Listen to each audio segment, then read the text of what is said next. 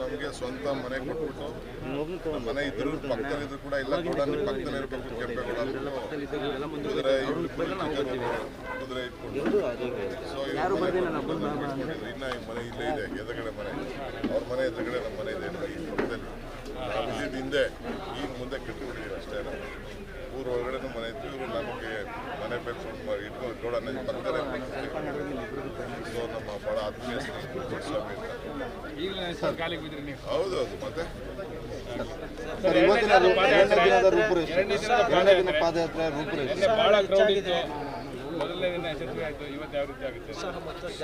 ಉತ್ಸಾಹ ನೋಡಿ ನಿನ್ನೆ ಎಲ್ಲ ಕರ್ಫ್ಯೂ ಇತ್ತು ಎಲ್ಲ ಗಾಡಿಗಳೆಲ್ಲ ಹಿಡ್ದಾಕ್ಕೊಂಡು ಬರ್ತಿದ್ರು ಎಲ್ಲ ಹುಡುಗರುಗಳೆಲ್ಲ ಅವರು ಅದು ಹೆಂಗೆ ಬಂದರೂ ಗೊತ್ತಿಲ್ಲ ನನಗೆ ಯಾವ ಗಾಡೀಲಿ ಬಂದರೂ ಮೋಟರ್ ಸೈಕಲ್ ಬಂದರು ನಡ್ಕೊಂಡು ಬಂದರು ಅದು ಹೆಂಗೆ ಬಂದರೂ ಗೊತ್ತಿಲ್ಲ ಬಟ್ ಒಂದೇ ರೋಡ್ ಇತ್ತು ಕಾಡು ಅದೆಲ್ಲ ಬರೋಕ್ಕೆ ಭಾಳ ಕಷ್ಟ ಇತ್ತು ಇವತ್ತು ಸ್ವಲ್ಪ 2-3 ರೂಟ್ಗಳಿದೆ ಇವತ್ತು ಬಂದಿದ್ದೀವಿ ದೊಡ್ಡಾರಳ್ಳಿಲಿ ಈಗ ಪ್ರಾರಂಭ ಆಗ್ತಾ ಇದೆ ಇನ್ನೊಂದು ಜನ್ಮಪಟ್ಟ ಊರು ಬೆಳಸೂರು ಎಲ್ಲ ಊರಿದು ಇದು ಭಾಳ ಪವಿತ್ರವಾದಂಥ ನನಗೆ ಇಲ್ಲಿ ನಮಗೆ ಎಲ್ಲ ಬಂದವರು ಕೂಡ ನಮ್ಮ ಕಾರ್ಯಕರ್ತರು ಭಾಳ ಗೌರವದಿಂದ ಪ್ರತಿಯೊಬ್ಬರು ಕೂಡ ವೆಲ್ಕಮ್ ಮಾಡಿದ್ದಾರೆ ಎಲ್ಲರಿಗೂ ಆತಿಥ್ಯ ಸ್ವೀಕಾರ ಮಾಡಿದ್ದಾರೆ ಎಲ್ಲ ಮನೆಗಳೆಲ್ಲ ನಮ್ಮ ತಾಯಿನ ಮನೆ ಕಾರ್ಯಕ್ರಮ ಕೇಳಿದ್ರೆ ನಮ್ಮ ತಾಯಿ ಎಲ್ಲಿದ್ದಾರೆ ಅಂತ ಹುಡುಕ್ತಾ ಇದ್ದೀನಿ ಅವರು ಎಲ್ಲ ಮನೆಗಳನ್ನ ಬಿಟ್ಟು ಇಲ್ಲೇ 3 ಮನೆ ಇದೆ ನಾನು ಎಲ್ಲ ಬಿಟ್ಬಿಟ್ಟು ನಮ್ಮ ಮಗಳ ಮನೆಗೆ ಹೊರಟುಬಿಟ್ಟಿದ್ದಾರೆ ನಮ್ಮ ತಾಯಿ ಮೀಟ್ ಮಾಡೋಂಥ ನಮ್ಮ ಮನೆಯೆಲ್ಲ ಖಾಲಿ ಮಾಡಿ ಮೇಲೆಗಳಿಗೆ ಅವ್ರಿಗೆ ಅಲ್ಲಿ ಇನ್ನೊಂದು ತೋಟದ ಮನೆ ಇದೆ ಇಲ್ಲೇ ಪಕ್ಕದಲ್ಲಿ ಕೊರಡಿ ಅಲ್ಲೂ ಮನೆ ಫ್ರೀ ಬಿಟ್ಟು ತೋಟ ಇವತ್ತಿನ ಪಾದಯಾತ್ರೆಯಲ್ಲಿ ಯಾವ ಜಿಲ್ಲೆಯವರು ಬರ್ತಾರೆ ಅದಕ್ಕೆಲ್ಲ ನಮ್ಮ KPCC ಅವರು ಇದ್ದಾರೆ ನಮ್ಮ ವರ್ಕಿಂಗ್ ಪ್ರದೇಶದಲ್ಲಿ ಅವರೆಲ್ಲ ತೀರ್ಮಾನ ಮಾಡೋರು ಯಾವ ಜಿಲ್ಲೆಯವ್ರು ಬರಬೇಕು ಸೊ ನಿನ್ನೆ ನಾವು ಯಾರನ್ನೂ ಇಟ್ಕೊಂಡಿಲ್ಲ ಎಲ್ಲ ಬರೀ ಲೋಕಲವ್ರನ್ನೇ ಮತ್ತು ಹೊರಗಡೆಯಿಂದೆಲ್ಲ ಆಸಕ್ತಿ ಇರೋಲ್ಲ ಬಂದಿಲ್ಲ ಇವತ್ತು ನಾವು ಯಾರಿಗೂ ಬಾರಾಗಲ್ಲ ಯಾವತ್ತು ಯಾರು ಬೇಕಾದ್ರೂ ಬರ್ಬೋದು ಕೆಲವು ಜಿಲ್ಲೆಗಳನ್ನ ಈ ಕಾವೇರಿ ಜಲಾನಯನ ಪ್ರದೇಶದ ಮಾತ್ರ ನಾವು ನಿಗದಿ ಮಾಡಿದ್ದೀವಿ ಮಿಕ್ಕಿದವರೆಲ್ಲ ಬರ್ಬೋದು 18-19 ತಾರೀಕು ಎಲ್ಲರೂ ಬರ್ತಾರೆ ಸರ್ ಕೊರೋನಾ ಜಾಸ್ತಿ ಆಗ್ತಿದೆ ಒಂದು ಹೇಳ್ತೀನಿ ಕೇಳಿ ಮುಖ್ಯಮಂತ್ರಿಗೆ ಗೊತ್ತಿದೆಯೋ ಇಲ್ಲೋ ನಿನ್ನೆ ರಾತ್ರಿ ಅಡಿಷ್ನಲ್ DC ನಾನು ಬಂದು ಭೇಟಿ ಮಾಡಿದ್ರು ಅವರು DHO ಎಲ್ಲ ಅಲ್ಲ ರೀ ನನಗೆ ನಿಮಗೆ ಕೊರೋನಾ ಬಂದಿದೆ ನಿಮ್ಮನ್ನ ಟೆಸ್ಟ್ ಮಾಡಬೇಕು ಅಂತ ಅಂದ್ಬಿಟ್ಟು ಬಂದು ನನ್ನ ಟೆಸ್ಟಿಂಗ್ ಕೇಳ್ತಾರಲ್ಲ ಏನಿದು ಏರ್ಪೋರ್ಟಲ್ಲಿ ನಾನು ಮುಳುಗಿದ್ದಾರೆ ಬಂದವನ್ನೆಲ್ಲ ಕರೆದು ಟೆಸ್ಟ್ ಮಾಡಿಬಿಟ್ಟು ಒಬ್ಬ ಬಂದರೆ ಇಬ್ಬರು ಬಂದರೆ ಒಬ್ಬರನ್ನ ಪಾಸಿಟಿವ್ ಅಂತ ಆಗ್ತಾಯಿದ್ದಾರೆ ಎಲ್ಲರಿಗೂ ನಂಬರ್ ಜಾಸ್ತಿ ಮಾಡಬೇಕು ಅಂತ ಕರ್ಕೊಂಡೋಗೆಲ್ಲ ಪಾಸಿಟಿವ್ ನನ್ನ ಮನೇಲಿ 10 ಡಾಕ್ಟರ್ ಇದ್ದಾರೆ ಏನೇನು ನಡೀತಾ ಇದೆ I have 10 doctors I know what is going ಹೇಳ್ತಾ ಇದ್ದೀನಿ ಎಲ್ಲ ನಮಗೆ ಇಲ್ಲೂ 100 ಜನ ಡಾಕ್ಟ್ರಿಗೆ ಕೆಲಸ ಮಾಡ್ತಾರೆ ಎಲ್ಲ ಗೌರ್ಮೆಂಟ್ ಅಫೀಷಿಯಲ್ಸೇ ನನಗೆ ಹೇಳ್ತಾ ಇದ್ದಾರೆ ಫೋನ್ ಮಾಡಿ ದೊಡ್ಡ IAS ಆಫೀಸರಿಂದ ಹಿಡಿದು ಪೊಲೀಸ್ ಆಫೀಸರ್ಸಿಂದ ಹಿಡಿದು ಲೋಕಲ್ ಆಫೀಸರ್ಸಿಂದ ಹಿಡಿದು ಇದು ಏನು ನಡೀತಾ ಇದೆ ಅಂತ ಇಡೀ ನೋಡ್ರಿ ನಮಗೇನೋ ತೊಂದರೆ ಕೊಡಬೇಕು ಅಂತ ಆಸೆ ನೀವು ಕೊಟ್ಕೊಳ್ಳಿ ನಾನು ಅದಕ್ಕೇನೋ ನಿಮ್ಮದು ಪೊಲಿಟಿಕಲ್ ಗೇಮ್ ಇದು ನೀವು ಮಾಡ್ಕೊಳ್ಳಿ ಜನಕ್ಕೆ ಈಗಾದರೂ ಕೂಡ ಈ ಲಾಕ್ಡೌನು ಈ ಕರ್ಫ್ಯೂ ಕೋವಿಡ್ ನಾರ್ಮ್ಸ್ನ ನೀವೆಲ್ಲ ಮಾಡಿ ನಮ್ಮದೇನು ಅಭ್ಯಂತರ ಕೋವಿಡ್ ನಾರ್ಮ್ಸ್ ಏನು ಬೇಕಾದ್ರೂ ನೀವು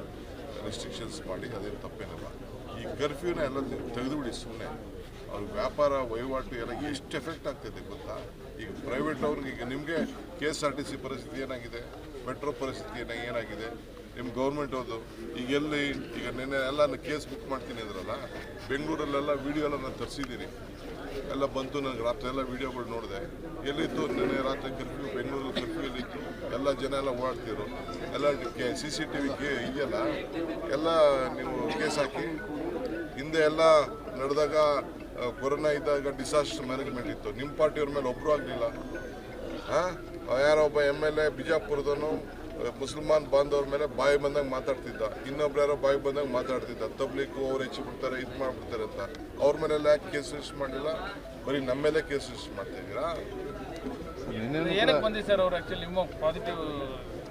ನನಗೆ ಚೆಕ್ ಮಾಡಬೇಕಂತೆ ನಾನು ಅವ್ರಿಗೆ ಸ್ಯಾಂಪಲ್ ಕೊಡ್ಬೇಕಂತೆ ಸ್ಯಾಂಪಲ್ ತಗೊಬಿಟ್ಟು DKಗೆ ಪಾಸಿಟಿವ್ ಬಂದ್ಬಿಟ್ಟು ಯಾರು ಸುತ್ತಮುತ್ತ ಇರಂಗಿಲ್ಲ ಅಂತ ಅಲ್ಲಿಗೆ ಮೊನ್ನೆ ಇದು ಈಗ ಚೀಫ್ ಮಿನಿಸ್ಟರ್ ಇದ್ರಪ್ಪ ಆ CEOಗೆ DC ಗೆ ಬಂದ್ಬಿಟ್ಟಿದೆ ಈ CMಗೂ ಇತ್ತಲ್ಲ ಪಕ್ಕದಲ್ಲಿ ಕೂತಿರಲ್ಲ ಅವರು ಎಲ್ಲ ಇದ್ರಲ್ಲ ಪಕ್ಕದಲ್ಲ, ಅವ್ರು ಪಾಸಿಟಿವ್ ಬರಲಿಲ್ವಾ?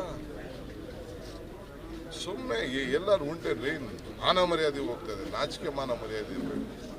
ನನ್ನ ಬಂದ್ಬಿಟ್ಟು ಕೇಳ್ತಾನಲ್ಲ, ನನಗೇನು ಈಗ ಏನಾದ್ರು ಸಿಂಪ್ಟಮ್ಸ್ ಇದೆಯಾ, ಬನ್ನಿ ನಡೀರಿ, ಬನ್ನಿ ನನ್ನ ಜೊತೆ ಕರ್ಕೊಂಡು ಹೋಗ್ತೀನಿ 15 ಕಿಲೋಮೀಟ್ರು. ನನಗೆಲ್ಲೂ ಒಂದು ಶೂರ್ ಸ್ಟ್ರೈನ್ ಆಗಿದೆ. ಸರ್, ನಿನ್ನೆನೂ ಕೂಡ ಸರ್ಕಾರದಲ್ಲಿರುವಂತಹ ಬಹುತೇಕ ಸಚಿವರುಗಳು ನಿಮ್ಮ ಪಾದಯಾತ್ರೆಯನ್ನು ಟೀಕೆ ಮಾಡಿದ್ದಾರೆ. ಜೊತೆಗೆ ಕರೋನಾ ಜಾಸ್ತಿ ಆದರೆ ಅದಕ್ಕೆ ನೇರ ಕಾರಣನೇ ಕಾಂಗ್ರೆಸ್ ನಾಯಕರಾಗ್ತಾರೆ ಅಂತ. ನೋಡಿರಿ,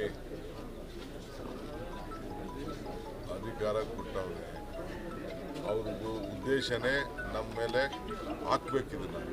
ಹಾಕ್ಲಿ ಬಿಡಿ, ಏನು ನೇರ ಹೊಣೆ ಏನು ಹಾಕ್ಬಿಡೋದು? ನೇರ ಹೊಣೆ ಲಂಚ ಹೊಡೆದಿದ್ದು ನೇರ ಹೊಣೆ ಅಲ್ವಾ? 10,000 ಬೆಡ್ ತಂದ್ಬಿಟ್ಟು ಒಂದು ಬೆಡ್ಡಲ್ಲಿ ಅವನಾರು ಮಲಗಿದ್ನೇನ್ರಿ? ಔಷಧಿಗೆ ಎಷ್ಟು ಕೋಟಿ ರೂಪಾಯಿ ದುಡ್ಡು ಲೂಟಿ ಹೊಡೆದ್ರು, ಹೆಣದಿಂದ ಹಣ ಹೊಡೆದ್ರಲ್ರಿ, ಅದೆಲ್ಲ ಏನು ಲೆಕ್ಕಕ್ಕಿಲ್ವಾ? 4 ಲಕ್ಷ ಜನ ಸತ್ತರೆ ಇವತ್ತು ಬರೀ 40,000 ಅಂತ ಕೊಟ್ಟರು. ಈಗೇನೋ ಇದೆಲ್ಲ ಮೊನ್ನೆ ಅಸೆಂಬ್ಲಿಲಿ ಗಲಾಟೆ ಆಯ್ತು ಅಂದ್ಬಿಟ್ಟು ಕಳೆದು 1 ಲಕ್ಷ ಅಂತ ಅಂದ್ಬಿಟ್ಟು ಈಗ ನನ್ನ ತಾಲೂಕಲ್ಲಿ 60 ಜನಕ್ಕೇನೋ ಲಿಸ್ಟ್ ಮಾಡಿ ಕಳಿಸ್ಕೊಟ್ಟವ್ರೆ. ಇವೆಲ್ಲ ಸುಮ್ಮನೆ ಮಾಡಬಾರ್ದೆಲ್ಲ ಮಾಡ್ಬಿಟ್ಟು ಆಗ ಫಸ್ಟು ಸರ್ಟಿಫಿಕೇಟ್ ತೊಗೊಬಿಟ್ರು, ನಾವೇ ನಿಯಂತ್ರಣ ಮಾಡಿಬಿಟ್ಟು ಅಂತ. ಮಾಡೋರು ನಿಯಂತ್ರಣ ಯಾರು ಬೇಡ ಅಂತ ಅಂತಾರೆ. ಬೋಗಸ್ ನಂಬರ್ ಯಾಕೆ ಬರ್ಸ್ತಾ ಇದ್ದೀರಾ? ಯಾಕೆ ಜನಕ್ಕೆ ತೊಂದರೆ ಕೊಡ್ತಾ ಇದ್ದೀರಾ? ನಾನು ಹೇಳ್ತಾ ಇದ್ದೀನಿ, ರಾಜಕಾರಣ ಬೇಕಾದ್ರೆ ಮಾಡಬೇಕು, ಮಾಡ್ಬೇಕು, ಜನಕ್ಕೆ ಯಾಕೆ ತೊಂದರೆ ಕೊಡ್ತಾ ಇದ್ದೀರಾ? ಈಗ ತರಕಾರಿ ನೆನ್ನೆ ಎಷ್ಟು ಜನ ಬಂದು ಫ್ರೀಯಾಗಿ ತರಕಾರಿ ಸಮಯ ಯಾರು ತೊಗೊಳೋರು ಗೊತ್ತಿಲ್ಲ ಅಂದ್ಬಿಟ್ಟು ತರಕಾರಿ ಹಾಕೋದು. ಕಡಲೆಕಾಯಿ ಮಾರ್ತಿರೋರೆಲ್ಲ ತಂದು ಕಡಲೆಕಾಯಿ ಕೊಟ್ಬಿಟ್ರು, ಎಳ್ನೀರು ಮಾರ್ತಿದ್ದವರೆಲ್ಲ ಎಳ್ನೀರು ಕೊಟ್ಬಿಟ್ರು. ಎಲ್ಲರೂ ಬಂದು ಫ್ರೀಯಾಗಿ ಕೊಡ್ತಾ ಇದ್ದಾರೆ. ನೀವು ಕ್ಷಮೆ ಕೇಳಬೇಕಂತ ಸರ್, ಸಂಗಮದಲ್ಲಿ ಮುಳುಗಿ ಎದ್ದು ಕ್ಷಮೆ ಕೇಳಬೇಕಂತ ಇಲ್ಲಿ ರಾಜ್ಯ ಜನ ಗೃಹ ಸಚಿವ ಆರೋಗ್ಯ ಜ್ಞಾನೇಂದ್ರ ಹೇಳಿದ್ದಾರೆ. ಏನಂತ ಕ್ಷಮೆ ಕೇಳಿದೆ? ಈ ಕೊರೋನಾ ಜಾಸ್ತಿ ಆಗ್ತಾ ಇದೆ, ಅದಕ್ಕೆ ಇವರೇ ಕಾರಣ, ಇವರೇ ಕ್ಷಮೆ ಕೇಳಬೇಕು, ಸಂಗಮದಲ್ಲಿ ಮುಳುಗಿ ಎದ್ದು ಕಿವಿ ಇಟ್ಕೊಂಡು ಮಂಡಿಯವರಿಗೆ ಕ್ಷಮೆ ಕೇಳಬೇಕು ಅಂತ ಆರೋಗ್ಯ ಜ್ಞಾನೇಂದ್ರ ಹೇಳಿದ್ದಾರೆ ಸರ್. ಭಾಳ ಜ್ಞಾನೇಂದ್ರನ ಮಾತನ್ನು ಭಾಳ ಗೌರವದಿಂದ ಸ್ವೀಕಾರ ಮಾಡ್ತೀನಿ. ತಲೆ ಕೆಡ್ಸ್ಕೋಬೇಡ ಆಯ್ತಾ? ಫಸ್ಟು ಅದೇನೋ ರೇಪ್ ಮಂತ್ರಿ ಶುರು ಆಗಿದ್ದೇ ರೇಪ್ ಆಗೋಯ್ತು, ನಾನು ರೇಪ್ ಮಾಡ್ತಾವ್ರೆ ಅಂತ. ಇರ್ಲಿ, ರಾಮನಗರ ಜಿಲ್ಲಾಡಳಿತ ನೋಟಿಸ್ ಕೊಟ್ಟಿದೆ ಸರ್ ನಿಮಗೆ. ನೀನು ರ್ಯಾಲಿ ಮಾಡಬೇಡ ಅಂತ ನೋಟಿಸ್ ಕೊಟ್ಟಿರೋದು ನಿಜ. ಆ ನೋಟಿಸು BJP ನೋಟಿಸ್, ಅದು ನಮ್ಮ ನೋಟಿಸ್, ಕಾನೂನು ಬದ್ಧವಾದಂಥ ನೋಟಿಸ್ ಅಲ್ಲ. ಒಂದು ನೋಟಿಸ್ ಕೊಡ್ಬೇಕಾದ್ರೆ ಅದಕ್ಕೆ ಒಂದು ಸುಪ್ರೀಂ ಕೋರ್ಟ್ ಜಡ್ಜ್ಮೆಂಟ್ ಇದೆ, 144 ಹಾಕ್ಬೇಕಾದ್ರೆ ಯಾವ ರೀತಿ ಮಾಡಬೇಕು ಅಂತ.